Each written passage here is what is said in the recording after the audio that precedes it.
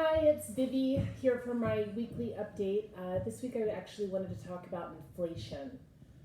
We hear the word, it's a buzzword in media, it's a buzzword in TV, and you hear it, but I think a lot of people don't quite exactly understand what inflation means. So I'm just going to start with just a really basic concept of inflation. If this phone cost $1 today, the government's goal is for this phone to cost $1.02 next year. That would be a 2% inflation, which has been the goal of the government for many years now. The reason why inflation really started taking hold was in 1971, Richard Nixon took America off of the gold standard. What that means is for every dollar that was printed prior to 1971, there was gold backing that dollar bill, which made our dollar very strong. Richard Nixon then decided to take it off of the gold standard, which just allowed our government to print money. If you look back in the 70s, you can see a big, beautiful Victorian home on Wash Park that sold for $20,000 in 1972, and you're like, why wasn't I buying houses in 1972? But the money was different. And what's really been occurring as of late is a lot of printing of money. I mean, we've been doing it for a long time. The first time we did quantitative easing is actually the definition of the government printing money from nowhere. It was 2009. And I don't know if you guys remember, all the way back in 2009, I'd been already complaining to everybody that we were going to have a major recession in January of 2007. But in 2009, the Republicans were all upset because Obama had decided to print $800 billion. And in 2009, that sounded like a lot of money. In 2009, I was telling all of my clients, buy. Everybody else was losing homes. Everybody was very concerned about their future. People were concerned about their economy. But any of my clients that had a steady job and had enough money to put down, I told them, I said, the best thing you can do is buy. We helped many people become multimillionaires purchasing houses from 2009 to 2012. Actually, we do it still today, but it was a great time to do it then. And that was all based off the fact that we printed $800 billion. So fast forward to 2021, Biden's new plan, and I'm not taking a political stance on this, just FYI, this is just the math. So Biden's plan was, in order for us to get out of this pandemic and help our economy and everything else, he wanted to provide a lot of stimulus to Americans. Right or wrong, it's one of those things where Patty Silverstein said, we don't worry about how much water we put on a house when the house is on fire. However, with that $2.9 trillion, the reason why we didn't get those checks until end of March is that's how long it took to print that money. So $2.9 trillion, go back to 2009, $800 billion. So we're talking, maybe 4 or 5 times that in 2009? So when people sit there and ask, oh my gosh, we're in a housing bubble, I'm just going to wait for housing to go down, I kind of laugh because it's just math. What you have to understand is what things cost now and why they cost what they cost. So currently the Fed's going, yeah, we're going to have a little more than 2% inflation. This is great. What is inflation really based on? It's called CPI, which is Consumer Price Index. Consumer Price Index in March was up 0.6%. Consumer Price Index is based off of things like bread, gasoline. Gasoline's up 9.1% month over month. Milk. Funny that they base CPI off of milk when milk is completely subsidized by our government. What we pay for milk in the grocery store is actually a joke. Times that by about 5. That's what that milk really costs us, but our government subsidizes our farmers in order to make sure we have enough dairy. But yet that's what they base inflation off of. So what you have to start watching is past what happened last year with the pandemic and what's going to happen in the future. So last year, we had a really, really bad virus out there that was killing people, and it was scary. And I mean, I remember in the very beginning, I was Cloroxing my boxes, and I was, very concerned, shut down the office for a couple of days.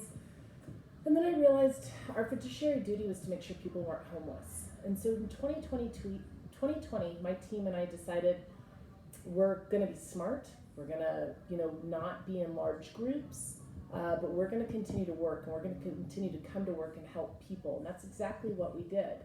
And we were fortunate. We were able to work throughout the year, help people, and still make a difference in communities and lives. But what didn't happen last year? There was a lot of people that did not work. There were a lot of people that did not leave their houses. We're having supply issues because factories had to close down because of COVID. And not just in America. That happened in countries all over. And then if you even want to put another burning log on it, we had that big ship clog the Suez Canal. Do you realize that cost over $1 billion a minute that was stuck in the Suez Canal? So now we're sitting here going, during COVID, we're like, what happened? Where's all the toilet paper, right? Now we're looking around, not able to find other things. China's not printing chips. We don't have enough cars. We don't have enough phones. We do not have enough paper. Kimberly-Clark has products up by 49% from last year. That's tissue, toilet paper, all the commodities that we use on an everyday basis. So then you have to look at, okay, what's going to cost more? What's not going to cost more? I'm sure you've heard about lumber prices. I mean, back in 2019, you could get a pallet of lumber for like $200. Now it's over $1,500. I need to build a garage right now in Athmar Park on one of my rentals. My original bid for a rooftop deck and an extra room was $25,000. It's now $35,000. That was a difference of 3 months.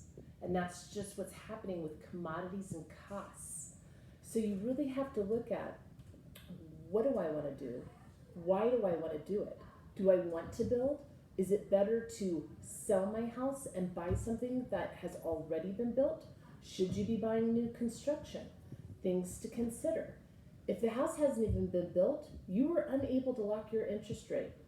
I personally think interest rates are going to get a lot higher the second half of this year. And that's because the economy is in fuego. I mean, people are leaving their houses. People are getting vaccinated. I mean, most of the people that I am intermingling with have been vaccinated. And what's great about that is you have this freedom and this lack of fear, going out and doing things. So we're seeing restaurants opening up. We're seeing people going to the movies. We're seeing concerts. Trinity just went to her first Red Rock show, and it's been about 18 months since a Red Rock show she's been at, which is, wonderful. So the world is starting to integrate. Travel isn't quite there yet. We're still having global issues. Different countries are having a worse time, like India is having a rough time. I have one good friend who's in love with somebody from Canada. They haven't been able to see each other since November. I have another good friend who's got a boyfriend from Australia. He just got sent here for 90 days, but then has to go back. So we have this little global microcosm of not being able to get around, but people want to. People want to be traveling. People want to be going to concerts. And that desire is fueled by the fact that we've received a lot of money from the government in this past year, and America has the highest savings rate than ever before. So you take all of this savings and you look at all the products and you start figuring out what you can buy and what you cannot buy. This was interesting. Last year, when you were sitting at home, you know what everybody wanted? Outdoor furniture. Furniture was on back order for so many months. My buddy Alan, who just closed on his house 6 months ago, just got his living room couch. He was so excited. He sent me a picture. Looks great, Alan. But the reality is we have all this time and all these things that we want, and yet we can't find them. So this year is spring, and I was like, gosh, I would really like an outdoor heater for my patio, because I do Monday dinners and I love people coming over, but I know everybody's more comfortable eating outside. I got online, and the heater that I wanted to buy last year that was $650 and on back order, now they have too many of them, and I got it on Wayfair for $250. So if you really step back and think about what were things that everybody was trying to get last year that maybe we have a little too much supply of now, this is smart things to purchase and buy. But then you need to watch other things. One thing we just did was we bought a cow. We called her Betsy. We got her locally here in Colorado, full cow. It was processed. And they said this will be the last cow we sell at $6 a pound because grain is going up so much. Corn is going up. Paper products are going up. And there's this mix of inflation, things costing more, but also lack of supply because people didn't work for a year. So you couple all of that together, some stuff's going to continue to rise. Some stuff might go down a little bit, but with the printing of the money, our dollar is not going to be as strong. So hard assets are going to really be where you want to be. People will talk about gold, cryptocurrency, anything that is a product that will appreciate is really where you want to be financially with your money. And the question of is, do I buy now or do I buy later? Here's the deal. I do think prices will start to slow slightly as interest rates increase. So once interest rates go, 4.5% or higher, you're going to start seeing housing levels just kind of flatten out.